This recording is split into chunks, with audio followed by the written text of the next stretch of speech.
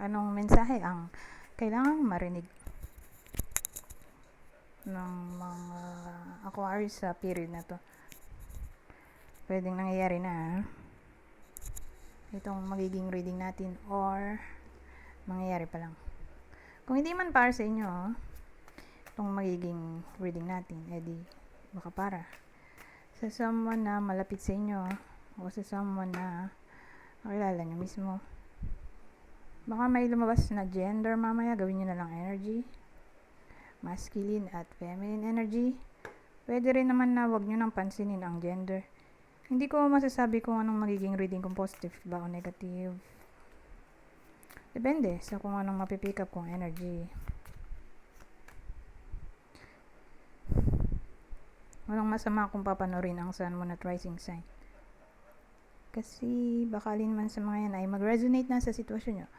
So, inisip ko ano bang topic dito. Pero may Page of Cups.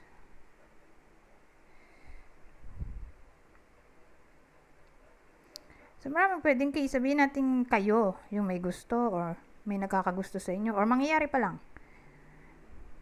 Yung crush.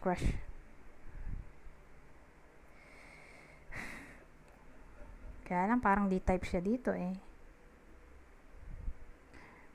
Hindi siya type o rejected na to. Pero dun lang to applicable sa workplace.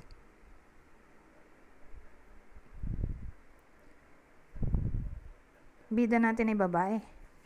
Pwede rin lalaki kung introvert siya. So single siya dito eh. Single, biyudo, biyuda. O baka ex-partner nyo to.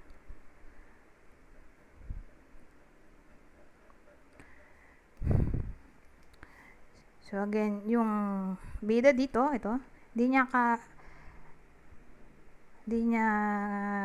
tawag dito, type. Hindi niya type yung nagkakagusto sa kanya. May crush kasi tayo dito, Page of. O, ito yung employment natin. So, challenge. Hardship. Malabo, diba? Ngayon, reconciliation sa topic ng ex-partner.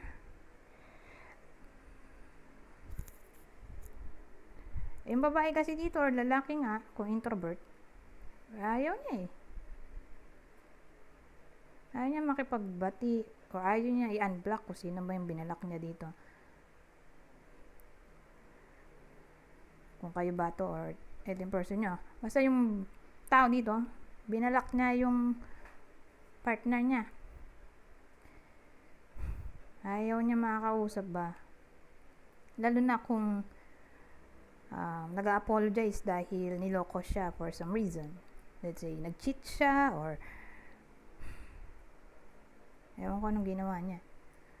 Ginaslight niya ba or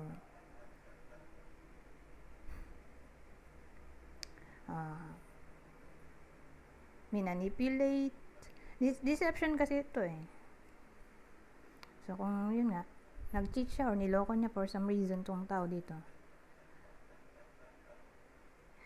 Kung kayo to or ito yung person nyo. Kasi may nag-deceive or nag-cheat. Ayaw eh. Nagsorry nga siya dito. Gusto niya siguro mag-sorry. O baka nga nagsasorry na. Ayaw tanggapin ng apology. So, whether nangyayari na yan o mangyayari pa lang. So, kung di kayo to, pwede baka tumama to sa kakilala nyo na malapit sa inyo. Baka sa kanila tumama yun.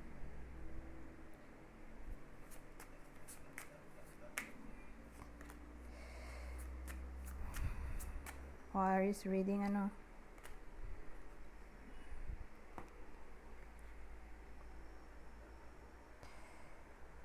may sweetheart tayo.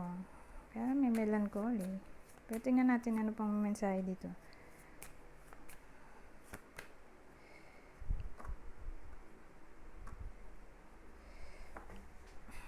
Alisin ko lang sandali.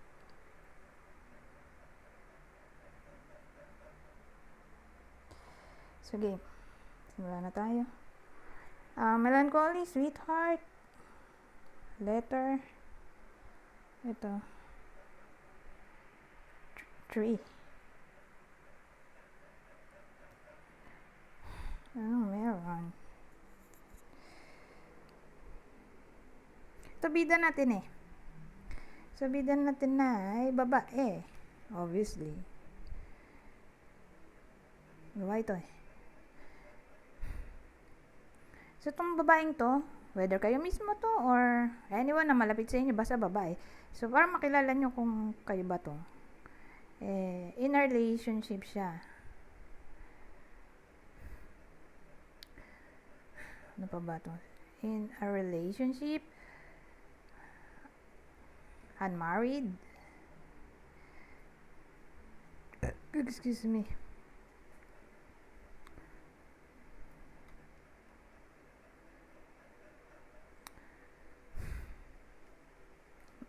Ano pa ba ito? Nakalimutan ko na. Ayun lang. Unmarried. Or anyone na mahal nyo sa buhay. Yun na lang. Kaya lang malungkot siya dito.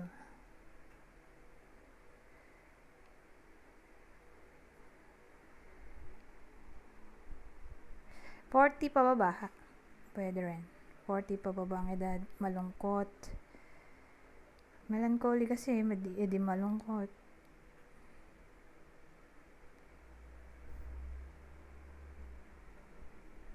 Either kayo mismo to or ito yung kakilala nyo. Kasi ang dating mukhang may reconnection dito eh na maaaring mangyari. Anong nag-drive? Bakit magkakaroon ng communication through text, chat, email, or letter, literal na letter? Ayun. Anong nag-drive para sa reconnection? Melancholy or extreme sadness or depression. So, may someone na sad. So, sobrang sad niya, ayun. Minessage niya yung may someone siyang minessage. So, again, kung kayo to, anyone na nagpapasad sa inyo, may message nyo.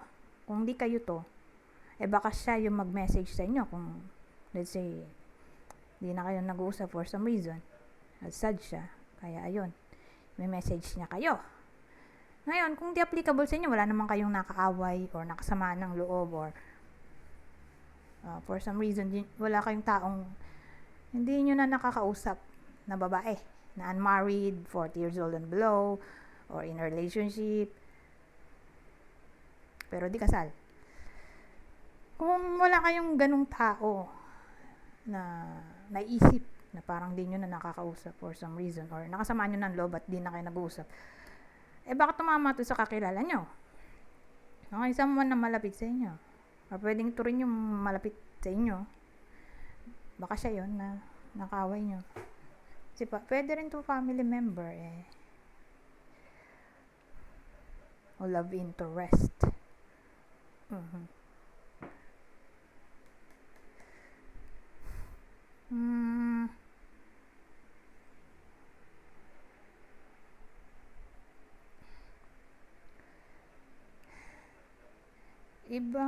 May iba pa ba? Ibang senaryo.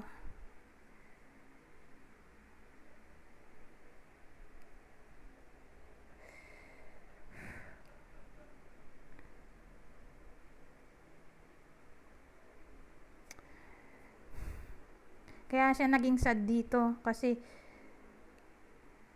tong taong to. Naging sad siya dito. Bakit? Kasi kakasal sana siya, hindi natuloy.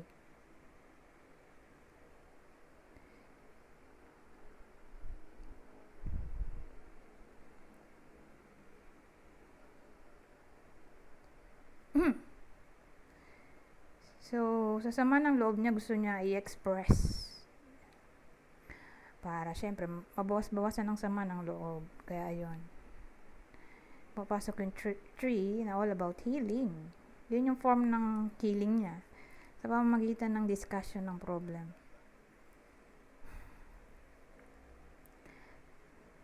Pero let's say may kilala kayong depressed for some reason. Or made-depress pa lang. Kasi, may sadness dito. So, whether nangyayari na tong depression or problem, or mangyayari pa lang.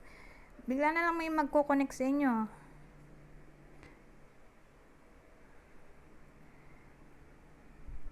Yun the thing.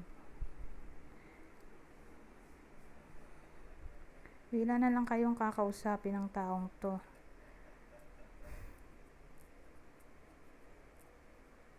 Pero mas tatama to sa family member. Pwede rin.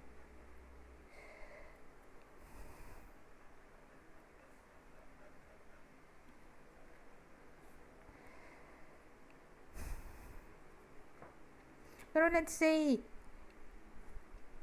ang cause ng depression ay hindi naman all about love. At ang cause ng problem, all about business. Business, career. May growth kasi dito eh. So, kung ang cause ng depression ay business, nalulugi yung business, or mahina benta, or career in a way na feeling stuck yung iba sa inyo sa career nila, sad sila sa career nila, o walang work ngayon, don't worry, may growth dito. May improvement naman. Kaya lang kasi pag sinabi mong tree, di ba, kailangan dumaan muna sa process yan. Kailangan muna niya buto, tatanim mo. Tapos, unti-unti yung paglaki niya, hindi naman siya pag tinanim mo, puno agad, di ba? So, kailangan ng patience dito sa sa tree. Pero tingin ko may improvement naman. Okay? So, dun sa sinasabi ko improvement, tatama sa career, business, career or business. 12 minutes na pala, Diyos ko. Bilis naman ng oras. Hindi kasi ako pwede magtagal eh. Dami kong gagawin reading, although gusto ko pa sana. Dito ako mag-end. Babasahin ko na lang to para mabilis. Kunin nyo lang yung mensahe na sa tingin nyo ay fit sa sitwasyon nyo. Pero isa lang pala dapat ang kukunin ko.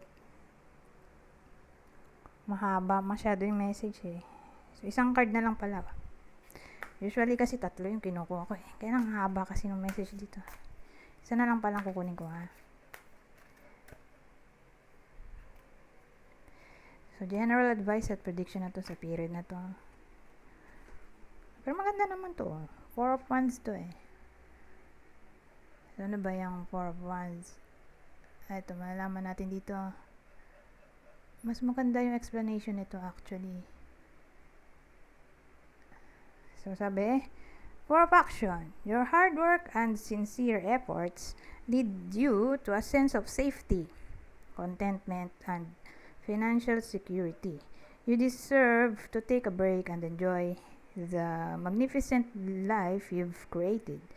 It may be time to celebrate a wonderful event such as an engagement.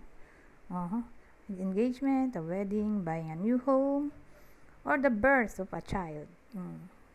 So, ibig sabihin, posible pala to sa period na to para sa iba sa inyo.